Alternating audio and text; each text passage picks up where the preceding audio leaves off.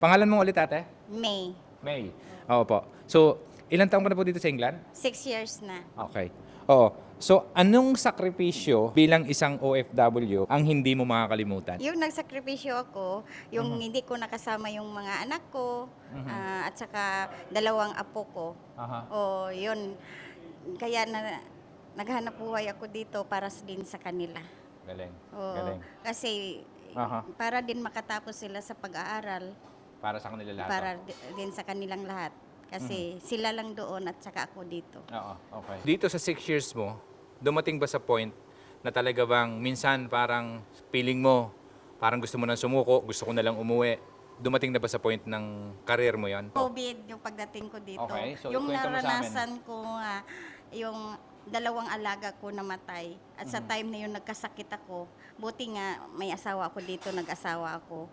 Yung nag-alaga sa akin, yung naramdaman ko sobra, umiiyak ako palagi, sabi ko, buti pa siguro uuwi na lang ako. Pero sa time na yun, nag-prayer lang ako. Sabi ko, siguro maging okay din ako para din sa mga anak ko. Kaya until now, dito ako pa rin. Anong aral yung natutunan mo dito nung nasa abroad ka na sana alam mo na nung nasa Pilipinas ka pa? Sana sabi ko nga, kung alam ko palang mahirap palang malayo sa pamilya, sana nang lang sana ako sa mga anak ko, pero sobrang hirap din doon, kaya Mas pinili mo na mas lang pinili dito ko para sa kanila, para sa kahit kanila. mahirap. Kahit Tama. mahirap. So karamihan kasi sa ating OFW kasi yun talaga yung mga challenges na isang-isa talagang pinaka halos lahat tayo na OFW is that yung malayo sa pamilya, wala ka sa Christmas, walang birthday, wala lahat. Pero ginagawa natin yon para lang din sa kanila at the same time. Tama ba? Yung namatay yung asawa ko dati. Yung original na asawa mo, original yung kong unang asawa mo. Yung anak Namatay na, yon, nandito ka? nung doon pa ako sa Dubai.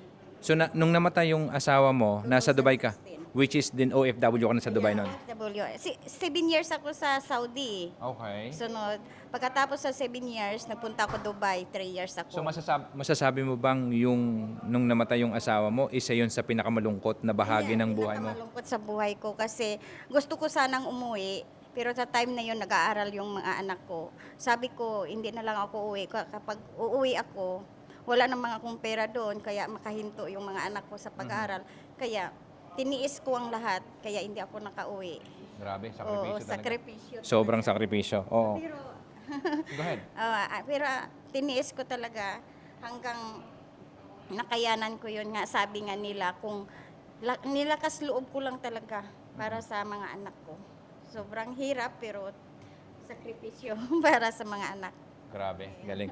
So alam mo ate, sa lahat, ito pa lang, isa ka ng bayani. Kaya nga tinatawag yung mga OFW na bayani. Ano? So lahat tayo ay nakaka-relate dito sa mga ganitong kwento. Ano? Pero yun eh. Yun yung isang sakripisyo na kailangan nating gawin para lang makapagtrabaho sa ibang bansa. Tama ba? Tama. Kung mayroon kang dasal para sa sarili mo ngayon, ano yung gusto mong parati mong dinadasal sa Kanya?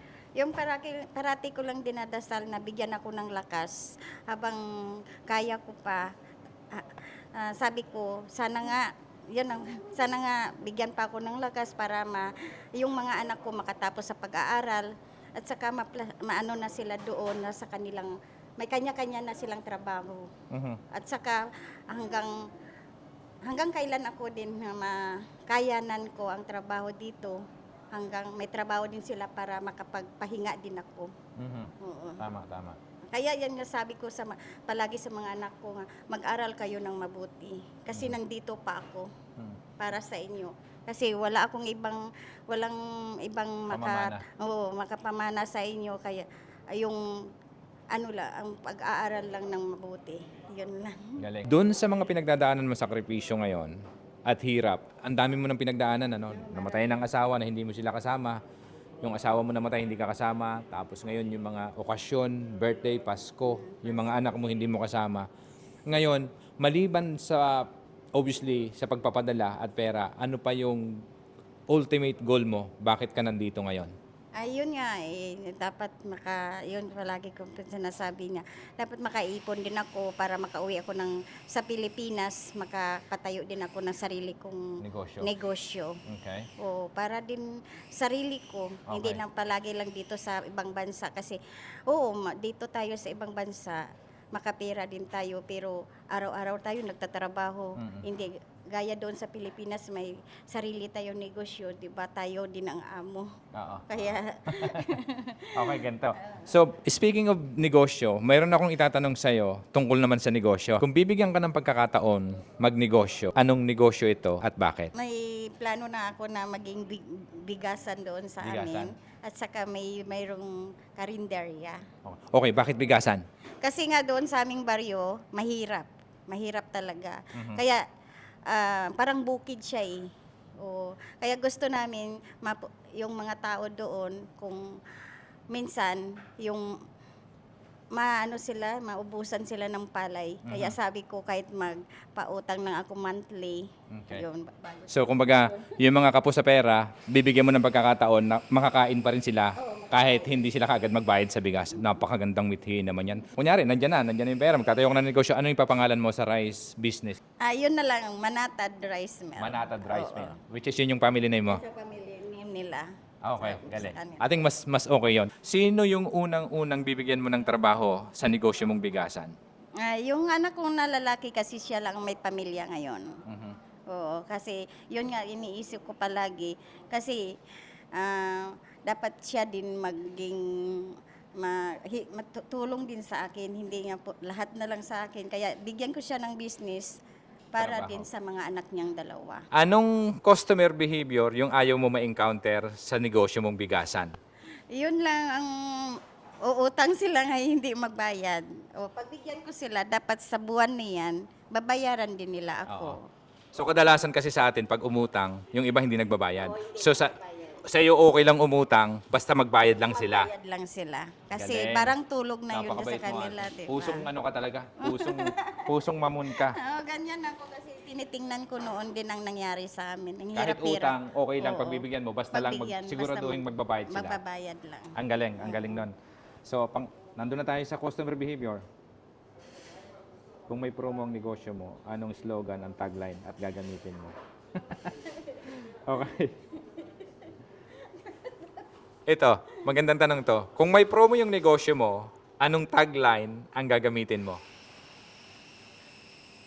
Kunyari, ano nga yung pangalan ng bigasan mo? Manatad. Manhattan Rice, mag-o-offer ka ng promo, hindi pwedeng 1 kilo, libre 1 kilo, hindi pwedeng ganun, malulugi ka nun. So, mag-isip ka ng ibang promo para lang mas mabili. Nagsisale tayo, di ba? Kunyari. O, pwede utang pero bayad pero full price.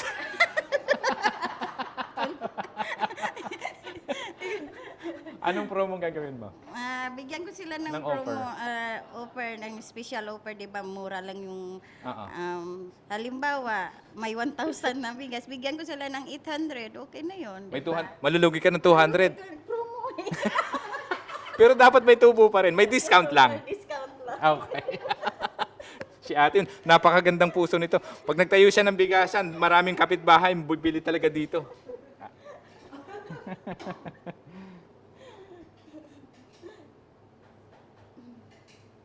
Ano sa tingin mo ang pinakamalaking challenges bilang isang bossing?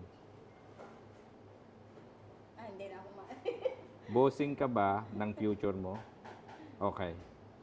Ngayon, sa tingin mo, so obviously wala ka pang experience, sunog na lang natin to. Sa tingin mo ba magiging bossing ka ng future mo? Hindi yan ang tanong ngayon. Sana nga. Oo, kasi Mm-mm. dahil, alam mo kasi ate, sa totoo lang, para sa akin, kung gusto mo talagang magnegosyo, pag uwi mo sa Pilipinas, ang kailangan mong gawin ngayon, bukod sa pagpapadala mo, mag-save ka ng pera. Mag-save ka ng pera para sa business. Para sa business. Tama. Yeah, mag-save ng pera para Hindi din lang sa lahat puro business. padala. Puro Hindi lahat ubos ka agad, di ba? Oo. Kasi kung papadala mo, yun nga sinasabi ko na advice ko sa mga anak ko, mag-isip-isip kayo. Kasi kung padala ko nga padala, ubos din yan. Sabi ko, itago nyo. Pero babawasan din sa araw-araw. Kaya iba talaga kung may business. Di ba? Tama. Kasi doon magpunta eh. At saka yung ano nila, doon lang sila kukuha. Hindi nga pati yung kukunin pa nila. Anong Pinoy na bagay ang hindi mo kayang iwan kahit nasa abroad ka na? Anong Pinoy na bagay? Kunyari, ano yung pagka-Pilipino? Kunyari, bagay ha? Kunyari, toyo. Bagay yung toyo, di ba? O suka. O anything. Ano yung ikaw, kung ikaw tatanong, ano yung bagay na ano yung bagay na Pinoy, tuloy. Anong Pinoy na bagay ang hindi mo pwedeng iwan kahit nasa abroad ka na? Tuyo. Maliban sa toyo. Yung munggos na na gulay. Bakit? Kasi yun ang natin Paborito mo? Paborito ko. Oo. Oy, maraming salamat ate ha. Sana po at naliw kayo dito sa aming kwentuhan ni ate, heart to heart na kwentuhan dito sa aming dito lang yan sa Kabayan Corner na segment namin sa JSS. So, gusto ko na lang ate, isa na lang at gusto kong batiin. Alam ko, baka sakali kung nanonood yung mga apo mo at saka yung mga anak mo, mensahe mo sa kanila. Yun nga, mensahe ko sa inyong mga anak ko, yung sinasabi ko palagi sa inyo, yung bunso ko, mag-aral ng mabuti at saka yung nursing ko. At saka yung lalaki kong anak, dapat mag-isip-isip na kasi para din yan ang tinutulungan ko din kayo, para din yan sa future ng mga anak nyo. Hindi yan para sa akin. Kaya wala akong pamana na iba, kundi ito lang ang ibigay ko kung ano yung binibigay ko sa inyo, dapat ingatan nyo. O yun lang. Kung uuwi ka, ano yung pasasalubong mo sa apo mo? Abangan nila yon. Abangan nila yun kasi palagi lang yung nagsasabi sa akin niya, bike lang. Palagi. Oo. Abangan nila. Yun lang. Kung may gusto ko pang sabihin, nanay, tatay, kapatid, Wala akong... wala na. So yung anak na lang talaga tsaka apo. Yan ang sinasabi nila palagi sa akin yung asawa ko kasi nag-asawa ako dito. Okay. Oo, kasi Linawin mo yung asawa. So namatay na yung asawa mo, so may karapatan kang mag-asawa ulit. Oo, tama? namatay kasi yung ang asawa ko nitong 2016. Okay. Kaya nagtrabaho ako doon sa Dubai. Nakahanap ako ng lalaki dito na English. Kinuha niya ako at Okay. pinakasalan niya ako noong 2022. Wow, congratulations. So, ang asawa mo ngayon, Briton na. Briton na. Okay. Kaya yun ang palagi ng sabi ng mga apo at saka mga anak ko. Masaya na sila kung makauwi kami kasama yung asawa ko. In God's will. In God's will, makakauwi kayo. Kailan ba yan? This year ba yan? Next year ba yan? Sure siguro. Yun, hintay ko lang makatapos yung nursing na anak ko. Wonderful. Oo. Okay, maraming salamat uli ate at sana po ay nag-enjoy kayo sa panonood. Maraming salamat po sa panonood. Hanggang sa muli. Ito po si Vic Rivero at ito po ang Kabayan Corner. Salamat po.